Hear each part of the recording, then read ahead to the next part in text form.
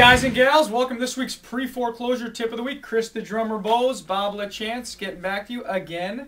Chris has got his drums out. He's got a nice gig tonight. Yeah, I wish. Next week. Next week? I thought it was tonight. Next week? No, nice. Not on a Wednesday night, man.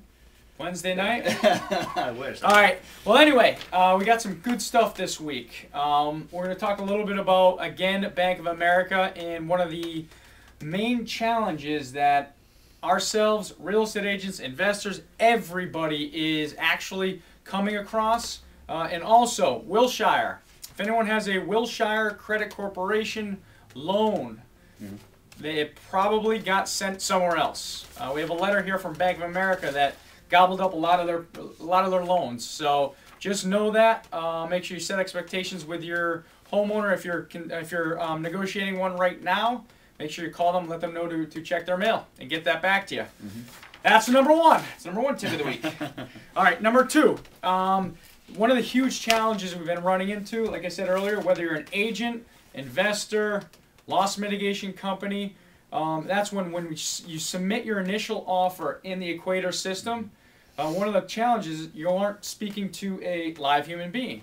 So you're uploading into the system, and what they've been doing is declining offers if they're not within 92% of their BPO offer, or their BPO appraised value, I should say.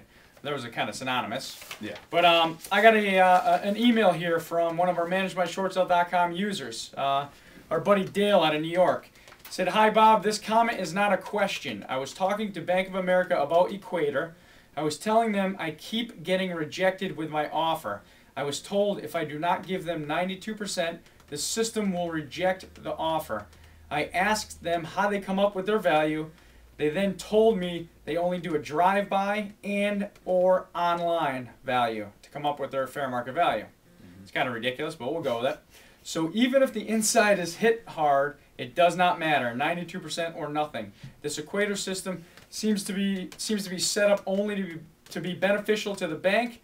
You may already know this information, but if not, I am passing it along." Well, thank you very much, Dale. Yes, we did know that. Here's a little trick that we use, and I'm going to throw our disclosure and disclaimer right now. Just to be transparent with everybody, I know you would. All right, here's a little game that we play, and I am going to call it a game because it really is a game.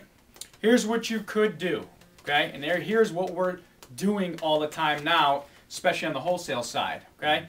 You have to submit your offer within the guidelines that you believe are about 92%, okay? Now, I know you guys are saying, well, what are you guys talking about? But what you could do, once you get an appraiser out there, that's when you go in and pretty much show them what the fair market value is. So, for instance, you have a property that's worth $100 grand, put the offer in at $92,000. Once the appraiser goes in there, or BPO agent, then you meet them there, or have, if it's listed by a local real estate agent, then you could give them all of your comps. You could give them repair estimates if the inside is beat up. Then they'll give Bank of America the real value, okay? Right. And I hate to say that, then you could withdraw your offer, that's a $92,000 offer, and then resubmit it because the property didn't appraise. And I hate saying this, Chris, but those are the games you play behind the scenes. If that's how they want to play it. So we got to play games with them. Unfortunately, it is what it is. You got anything to add to that, Chris? No, yeah, I think you pretty much covered everything. That's it, huh? How about, let's talk a little bit about a Bank of America deal that we're working on very recently right now in reference to them trying to pull out seller concessions off the HUD. Yeah, I mean, who knows where that, I mean, oftentimes, I guess the takeaway I'd say for this is that when they counter back your offer on Equator and they send out, what it is they send over like kind of a worksheet that breaks down all the fees that are to be on the seller side of the HUD. Just make sure that you look it over carefully. Make sure that what I like to do is keep my initial HUD, the one I sent in. I like to keep it handy right with me and go line by line through my HUD and compare it to the worksheet so that I can make sure that if they removed certain fees, I can make sure they get back on and so on and so forth. So they try that very often. So make sure you guys are looking at your HUDs, and when they counter, they try to pull stuff off the HUD. It's one of their tricks. Guess what? It's actually a pretty brilliant trick because if they can make $1,000 extra per loan, a lot of money they make per year. So guys and gals, just make sure you look out for that. Right. Also, anyone interested in our boot camp coming up in the end of this month? End of this month. Short Sale Bootcamp 2010.com. It's in Orlando. I think it's 24th, 25th, 26th, 27th, something along those numbers. Also, check out ManageMyShortSale.com. We're coming up with the upgraded version within about a week and a half. So it is killer. But anyway, Chris, the drummer Bose, Bob LaChance for this week's pre-foreclosure tip of the week.